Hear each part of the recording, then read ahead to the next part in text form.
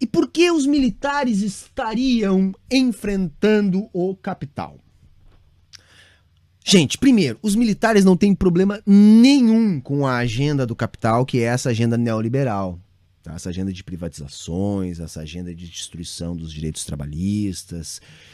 Os militares não têm problema nenhum com isso. Isso pode ser passado à vontade. Tá? O grupo militar que sustenta o governo de Bolsonaro, ele quer se manter no poder, manter as suas regalias, que não são ameaçadas por nenhuma dessas reformas liberalizantes, e quer se manter lucrando por estar no controle do executivo, então no controle dos contratos, das licitações, enfim, poder estar à frente dos processos que a corrupção pode engordar.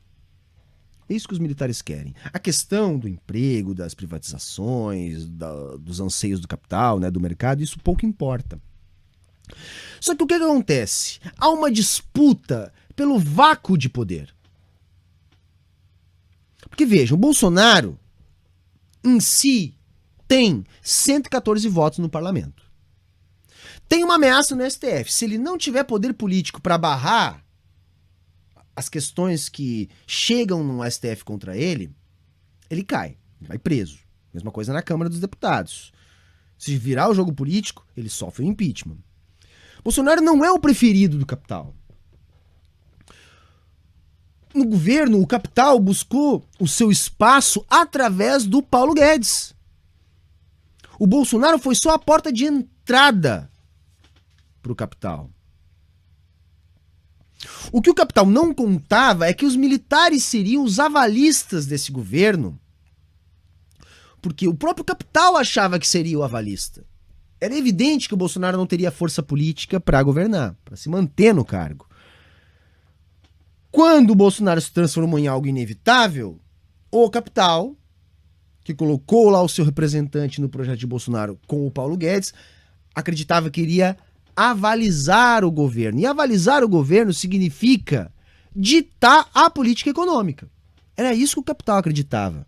O capital não acreditava que seriam os militares a avalizar esse governo. O capital acreditava que o mercado, ou seja, ele próprio, o capital, iria avalizar esse governo. A ideia era a seguinte, olha, o capital vai ditar a política econômica através do Paulo Guedes e sua turma, e as demais políticas que não são do interesse direto do mercado, o mercado não iria interferir. E nesse sentido, quanto pior, melhor para o mercado. E reparem, era exatamente isso que estava acontecendo até a crise produzida pela questão dos combustíveis lá da Petrobras. Porque vejam, o plano do capital era entrar no governo com o Bolsonaro. Porque, como eu disse, isso se tornou inevitável. Tudo aquilo que foi produzido de manipulação de massa para desconstituir o projeto lulopedista produziu esse ambiente fascista que gestou o Bolsonaro, e o Bolsonaro se transformou em algo inevitável. Então a ideia, depois de perceber que Bolsonaro era inevitável, era entrar no governo com o Jair Bolsonaro e depois colocar, assim que possível, um representante legítimo do capital, já que o Bolsonaro não é um representante legítimo do capital. Então a ideia era o quê? É que, a partir da entrada de Bolsonaro, este mesmo capital tocasse a agenda econômica, mas deixasse Bolsonaro com bastante corda para se enforcar. Ou seja, o derretimento da popularidade de Bolsonaro era parte dos interesses do capital. Para quê? Para que este capital depois pudesse colocar o seu representante legítimo. Por isso que a gente estava vendo acontecer o que estava acontecendo. Por exemplo, o PT seguindo sendo desmoralizado. Então não é porque estava se derretendo a popularidade de Bolsonaro, ou que a mídia de massa, representante do capital, estava ajudando a derreter a popularidade de Bolsonaro, que o PT foi aliviado. Não. A ideia é, o PT já foi derrotado, agora derrotamos o Bolsonaro e vai emergir então a possibilidade de colocarmos um representante verdadeiramente nosso. Um Luciano Huck da vida, um João Dória da vida, ou seja, alguém que tocasse a política econômica que o Paulo Guedes está tocando, mas mastigasse de boca fechada e pudesse ser um representante mais direto, onde os grupos de poder representados pelos interesses divulgados pelo Grupo Globo, pelo Grupo Folha, tivessem mais acesso diretamente ao poder. Não tivesse nenhum tipo de obstáculo ao poder. É isso que a Globo quer quando bate no Bolsonaro. Ela não tem problema nenhum com o Paulo Guedes. Ela quer ter acesso mais direto ao poder. E quando a gente fala na Globo, Grupo Folha, vamos entender o básico. Esses grupos da mídia monopolista são sustentados pelo grande capital internacional. Então eles são os representantes do discurso do capital internacional. É isso. Esses grupos estão lá para defender os interesses desse capital. O que não se contava era que o Bolsonaro recorresse tanto aos militares para suprir a sua incompetência e a sua falta de sustentação política. Porque vejam, o governo Bolsonaro trata-se, e aí começa o problema do Bolsonaro com o capital, de um governo militar. Eu venho dizendo isso aqui há muito tempo, nem na ditadura tinham tantos militares no poder. O fracasso de popularidade do governo Bolsonaro é um fracasso da popularidade militar. Então, todo o trabalho de reconstrução da imagem dos militares, onde era preciso, e todo o trabalho de manutenção daquela imagem falsa dos militares de competentes, de honestos, tudo isso é abalado pelo naufrágio eventual do governo Bolsonaro. O governo Bolsonaro foi não só uma porta de entrada para o capital no Executivo Nacional, mas uma porta de retorno para os militares à centralidade da cena política.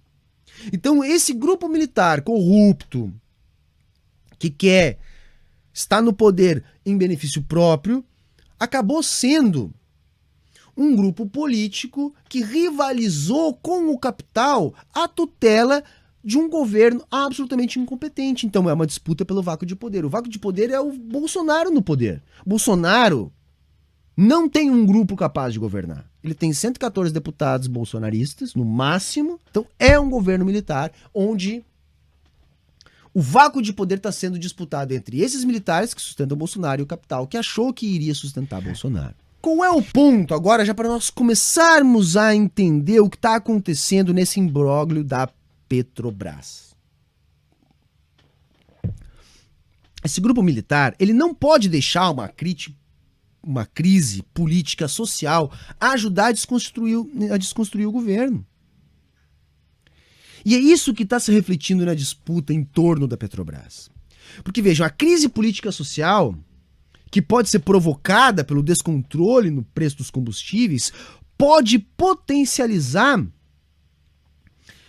uma destruição da base de apoio popular do Bolsonaro. Pode minar definitivamente a sustentação do governo. E isso não interessa aos militares. Vejam, nem mesmo a Covid, o genocídio, a pandemia, foi tão ameaçador para a base bolsonarista quanto a explosão dos preços dos combustíveis, quanto está sendo a explosão do preço do dólar. A rede de fake news bolsonarista pode até conseguir ficar, a partir das teorias da conspiração, mentindo sobre a pandemia, mas não consegue mentir a respeito do aumento semanal da gasolina, do gás de cozinha a mais de R$100. Então a desconstituição de uma base popular, porque vejam, os militares que estão voltando ao poder, quando estiveram no poder, tiveram apoio de parcela da população, e isso foi fundamental para que eles conseguissem ficar no poder. Não é do interesse dos militares perder completamente a base de apoio social que esse aumento persistente dos combustíveis pode gerar, porque isso gera aumento da inflação generalizada e etc. Então a crise por causa da política de preços da Petrobras não é a razão para o que está acontecendo nessa possível mudança de postura do Bolsonaro em enfrentamento do mercado. Pode ser, na minha avaliação, uma gota d'água. A política econômica está na mão do mercado desde que o Bolsonaro assumiu. Está na mão do Paulo Guedes.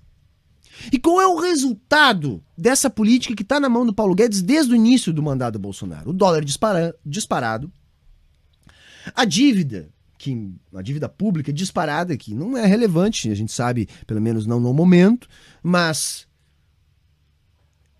é algo que politicamente atrapalha a ideologia daqueles que defendem o bolsonarismo. As reservas cambiais estão desaparecendo, a inflação para os mais pobres disparando, o desemprego é recorde, os salários caindo. Só tá bom para quem exporta. e por uma pequena parcela, cada vez mais concentrada da burguesia que opera no Brasil, que está tendo a sua margem aumentada, que está compensando a redução da massa. Então tu tem uma redução da massa de lucro, mas a margem aumenta, tu tem uma concentração, uma pequena parte da burguesia está lucrando e o setor exportador está lucrando. Mas o resultado da política do Paulo Guedes, como um todo, dólar disparando, desemprego disparando, combustíveis disparando, tudo isso dificulta muito a manutenção da base de apoio que os militares precisam. Dificulta porque aumenta a necessidade dos grupos bolsonaristas de realizar um malabarismo semanal para justificar o aumento do gás, o aumento da gasolina, o aumento do dólar, o aumento da cesta básica. E como eu disse, quem sustenta esse governo são aquelas viúvas da ditadura. Gente, a ditadura, que foi uma ditadura empresarial, militar, enfim, se sustentou por bastante tempo porque nós tivemos um elemento no meio daquilo tudo que foi chamado milagre econômico, milagre brasileiro. Que a gente sabe que não foi milagre nenhum, aumentou a concentração, aumentou o endividamento externo, mas entreteu parte da classe média, iludiu.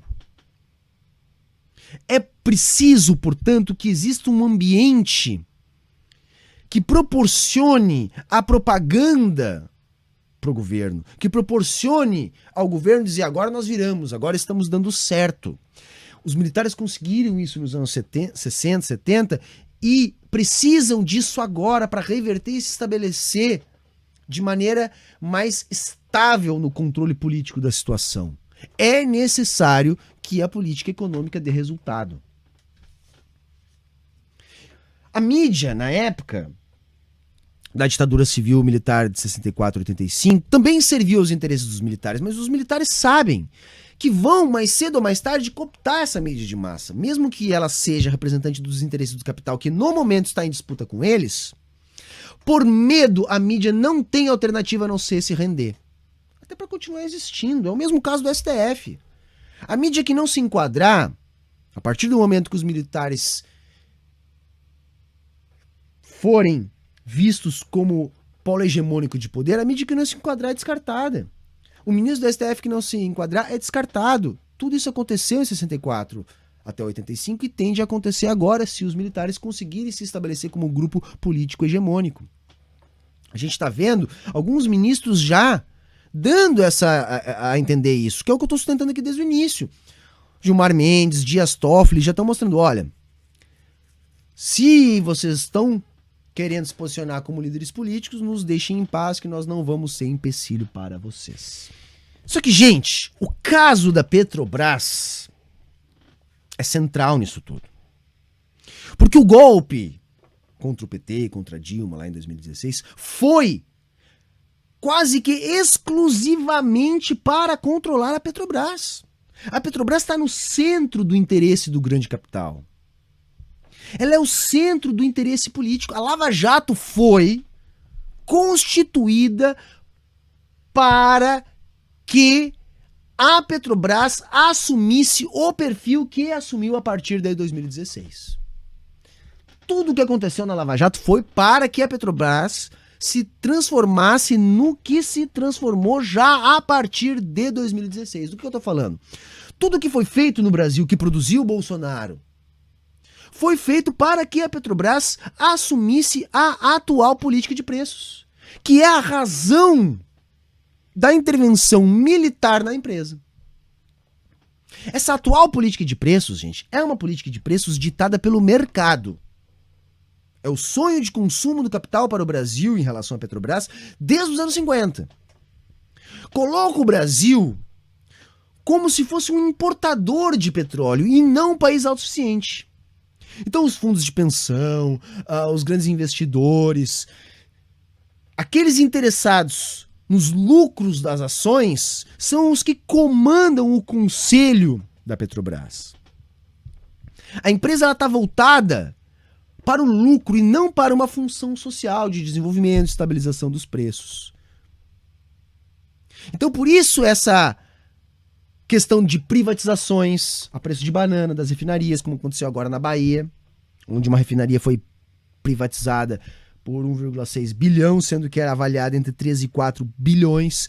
Todas as privatizações, todo esse desinvestimento era o objetivo da Lava Jato, a destruição da cadeia do petróleo e gás. Vejam, gente, a Petrobras já foi privatizada há muito tempo. Tá? O resultado da Lava Jato simplesmente fez com que o Brasil abrisse mão da sua golden share, que é aquela questão das ações preferenciais, ou seja, da administração ser pública da Petrobras.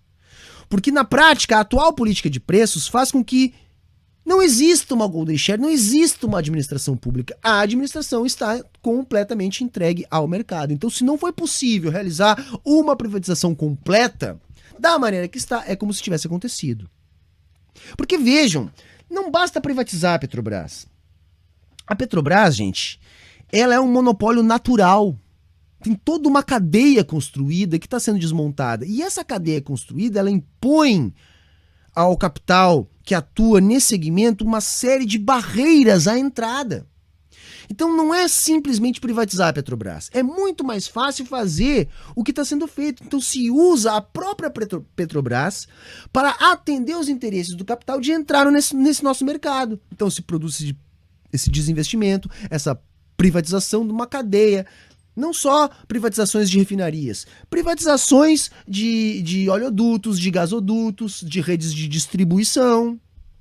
Então, se entra na cadeia da Petrobras, o capital entra nisso e passa a operar a Petrobras em seu interesse. E é isso que está acontecendo desde 2016 e foi para isso que a Lava Jato foi feita. Então, quando o Bolsonaro decide intervir na Petrobras dessa maneira, como ele anunciou, ele está anunciando intervir diretamente nos interesses centrais do capital que inclusive o produziram.